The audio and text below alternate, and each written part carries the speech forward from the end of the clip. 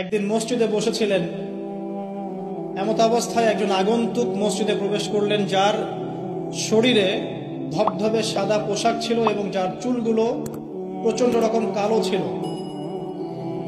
তিনি এসে নবী সাল্লাল্লাহু আলাইহি ওয়াসাল্লামের হাঁটুর সাথে হাঁটু লাগিয়ে দিয়ে বসলেন, যাকে মদিনার কোনো মানুষ চিনতে পারছে না। তার দুহাত নবী সাল্লাল্লাহু আলাইহি ওয়াসাল্লামের উরু এর উপরে রাখলেন, রেখে তাকে 4টা প্রশ্ন করলেন।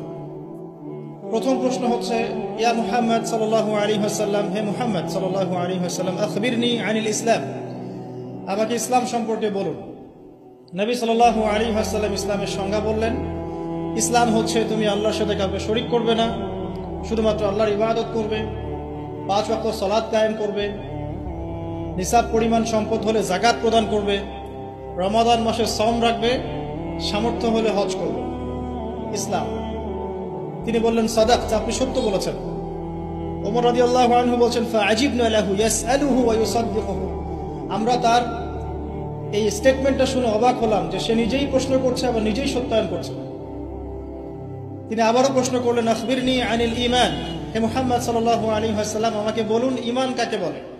নবী সাল্লাল্লাহু আলাইহি ওয়াসাল্লাম বললেন, ঈমান হচ্ছে আল্লাহর প্রতি বিশ্বাস, তার সমস্ত ফেরেশতাদের প্রতি বিশ্বাস, সমস্ত নবী রাসূলগণের প্রতি বিশ্বাস, আসমানি কিতাব সমূহের প্রতি বিশ্বাস, পরকালের জীবনের প্রতি বিশ্বাস এবং তাকদীর বা ভাগ্যের ভালো মন্দের প্রতি বিশ্বাস। তিনি আবারও বললেন, সাদাকতা, সত্য বলেছেন। তিনি আবারও প্রশ্ন করলেন, ইয়া মুহাম্মদ সাল্লাল্লাহু আলাইহি ওয়াসাল্লাম, আখবিরনি আনিল ইহসান, আমাকে বলুন ইহসান কাকে বলে।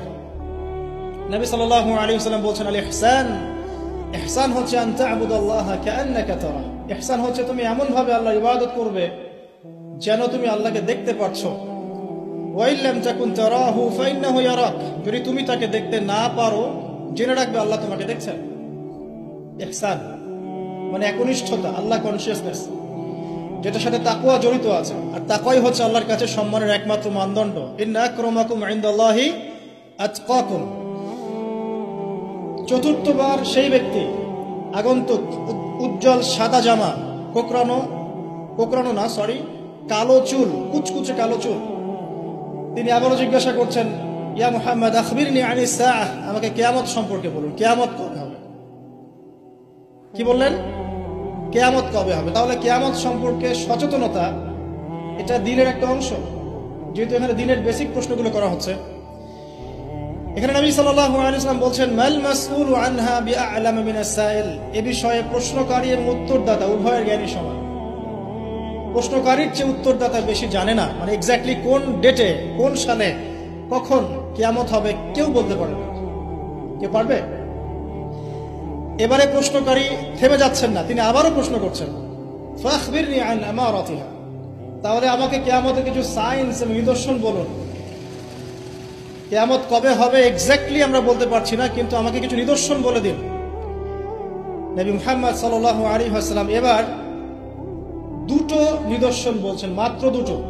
লক্ষণীয় বিষয় হচ্ছে যে নবী সাল্লাল্লাহু আলাইহি ওয়াসাল্লাম সারা জীবনে কিয়ামতের শত শত নিদর্শন বলেছেন, তিনি এই হাদিসে মাত্র 2টো বলেই শেষ করে দিলেন। 2টোর মধ্যে একটা হচ্ছে, ওয়ান্তারাল হুফাতাল উরাতাল আলাতা রিয়াশাই ইয়াতাতাওয়ালুনা ফিল বুনিয়ান ওয়া আনতালিদাল আমাতু রাব্বাতুহা। এই 2টা।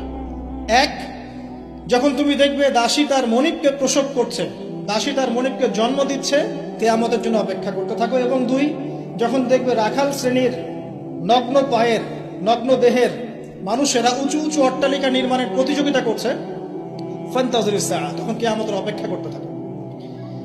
লক্ষণীয় বিষয়, নবী সাল্লাল্লাহু আলাইহি ওয়াসাল্লাম সারা জীবন শত আলামত বলেছেন কিয়ামতের, কিন্তু এখানে মাত্র 2টো। এরপরে এই ব্যক্তি চলে গেলেন। ওমর রাদিয়াল্লাহু আনহু বলেন, ফালাবিসনা মালিয়ান, আমরা খুব নিশ্চুপ হয়ে বসে থাকলাম। এরপরে রাসূল সাল্লাল্লাহু আলাইহি ওয়াসাল্লাম বলছেন, ইয়া ওমর, হে ওমর, আতাদরি মানিস সাইল, তুমি কি জানো এই ব্যক্তি কে ছিল প্রশ্নকারী। ওমর ইবনে খাত্তাব তিনি বলছেন, আল্লাহু ওয়া রাসূলুহু আ'লাম, আল্লাহ এবং তার রাসূল ভালো জানেন, আমরা জানি না। এবারে নবী সাল্লাল্লাহু আলাইহি ওয়াসাল্লাম অ্যানসার করছেন, ইন্নাহু জিবরিল, এই ব্যক্তি ছিল জিবরাইল আলাইহিস সালাম। আতাকুম ইউআল্লিমুকুম দীনাকুম, তিনি এসেছিলেন তোমাদেরকে তোমাদের দিন শেখাতে। আতাকুম ইউআল্লিমুকুম দীনাকুম, তিনি এসেছিলেন তোমাদেরকে তোমাদের দিন শেখাতে, তিনি নিজে শিখতে আসেন নাই, তোমাদেরকে তোমাদের দিন শেখাতে তিনি এসেছেন। তাহলে দিনের বেসিক 4টা প্রশ্ন আমরা পেলাম। আর বলে রাখি, এই হাদিসটা সহিহ মুসলিমে আছে, মিশকাতে আছে, এবং এই হাদিসটা নবী সাল্লাল্লাহু আলাইহি ওয়াসাল্লামের জীবনের শেষের দিকে হাদিস, প্রথম দিকের নয়, জীবনের শেষের দিকে।